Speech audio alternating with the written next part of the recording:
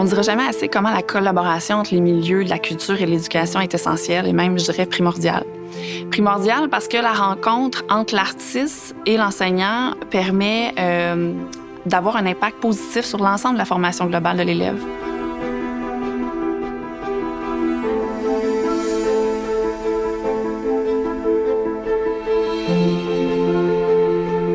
Un enseignant qui va inviter un partenaire culturel dans sa classe doit vraiment se préoccuper de toutes les étapes. C'est souvent l'enseignant qui va être l'initiateur de la rencontre. Donc, cet enseignant va avoir en tête son intention pédagogique ou éducative. C'est super important qu'il la transmette à son invité. On recherche un projet pertinent dans le cadre du cours.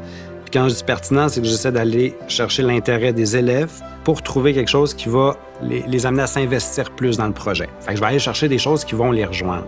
Le travail en équipe, c'est un atout pour développer des activités qui impliquent les élèves. Ça permet aussi d'établir un lien de confiance avec l'élève.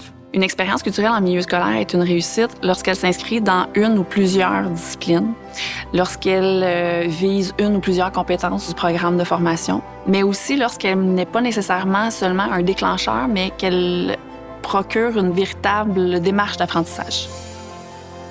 L'enseignant, c'est vraiment lui qui est en charge de l'aspect pédagogique.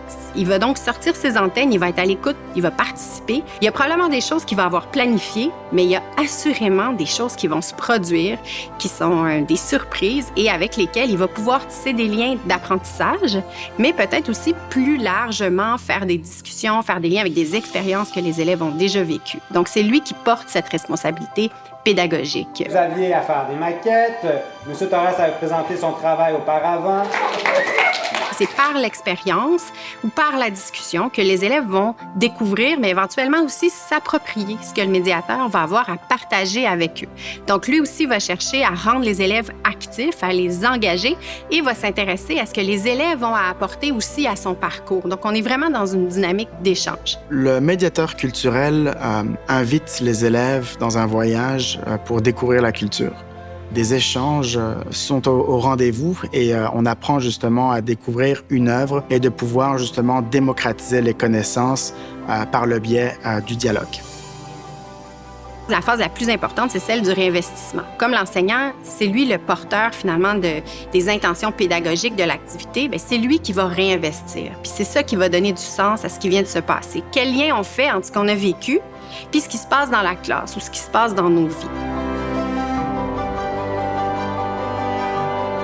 Ça permet à l'élève, en fait, de développer une attitude d'ouverture. Ça l'enrichit, son développement personnel, mais aussi ça lui permet d'explorer avec un regard différent son environnement. Une belle façon, en fait, de découvrir l'extraordinaire dans l'ordinaire de la vie.